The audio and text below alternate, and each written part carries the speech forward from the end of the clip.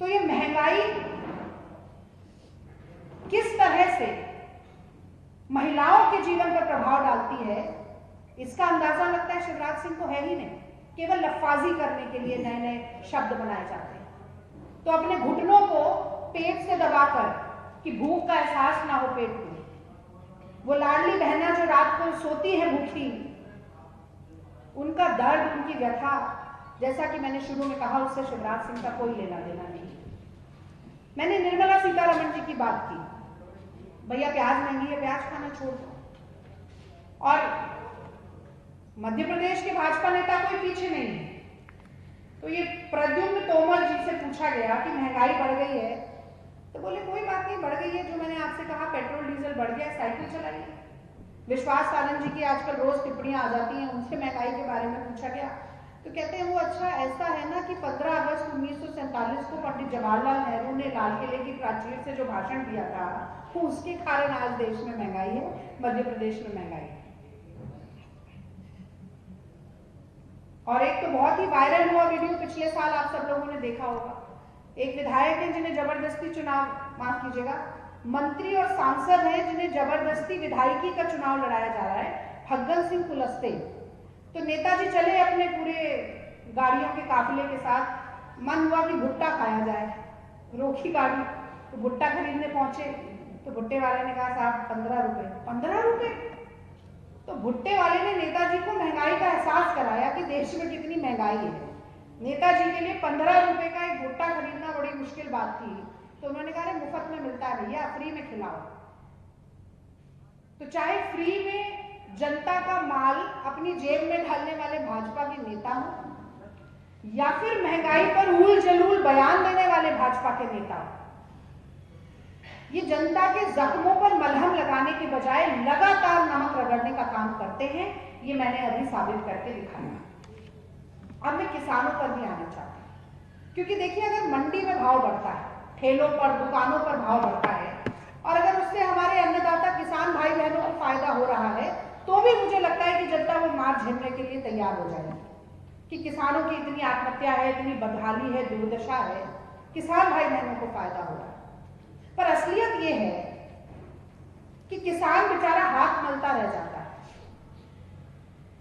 उसकी फसल की लागत तो क्या, जो परिवहन का खर्च है वो भी नहीं निकल कर आ रहा है। पिछले साल की ही एक खबर है, मैं आपको बताना चाहती हूं कि शाजापुर मंडी में किसानों से 300 किलो प्याज सिर्फ 2 रुपए में खरीदा गया प्रति किलो, 300 किलो प्याज। और पिछले साल ही लहसुन का जो सबसे बड़ा उत्पादक क्षेत्र है, रतलाम, मंदसौर, नीमच, इंदौर, वहां मंडियों में थोक में लहसुन 45 पैसे से 1 रुपए किलो के भाव पर खरीदे गए। 45 पैसे से 1 रुपए के भाव। और किसानों ने जो प्रदर्शन किया, लहसुन के ढेर पे चढ़कर नाचे, लहसुन की अर्थी निकाली, बुआई के समय बैंड बाजा लेके आए, सब कुछ किया कि सरकार का ध्यान आकर्षित कर सके अपनी तरफ। लेकिन जैसा कि मैंने कहा कि कुंभकर्ण की नींद में सोए शिवराज सिंह चौहान कहां जागने वाले हैं। आप जागे हैं जब चुनाव आ गया, अब नाक तक पानी आ गया है, तब हाथ पांव मार रहे हैं, मुझे बचा लो, मुझे बचा लो, मेरा विदाई समारोह। और मैं उन महिला नेताओं से भी पूछना चाहती हूँ, स्मृति ईरानी, जब कांग्रेस के कार्यकाल में 400 रुपए का सिलेंडर मिलता था, 70 रुपए का पेट्रोल मिलता था यूपीए सरकार की, तब तो सिलेंडर पर बैठ जाती थी, सिलेंडर को प्याज की माला पहना देती थी और खूब हाय तौबा मचाती थी चिल्ला चिल्ला के। तब महंगा लगता था 70 रुपए का पेट्रोल और 400 रुपए का सिलेंडर।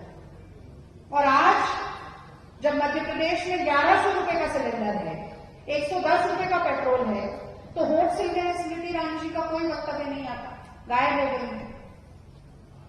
अमेठी ज्यादा भी पूछती है राहुल जी यहाँ आए, राहुल जी यहाँ आए। अब जरा आप लोग भी मध्य प्रदेश बुलाएं और ये सब सवाल पूछें उनसे कि आप यहाँ आए और बताएं कि अब क्यों चुप्पी साधी है, क्यों मौन धारण कर लिया है, क्यों नहीं बताती जनता को। बताएं ना कि मामा कैसे ठगी कर रहे हैं बहनों के साथ। 450 का सिलेंडर देंगे, सावन में देना था मिला नहीं, अब देंगे तो आपके नाम पर होना चाहिए, और जब आप जाएंगे नाम बदलवाने के लिए तो 4000 रुपये आपको देना पड़ेगी घूस। तो 400 रुपए का सिलेंडर पाने के लिए 4,000 रुपए की, कमीशन कोई चल रही, ये हाल है।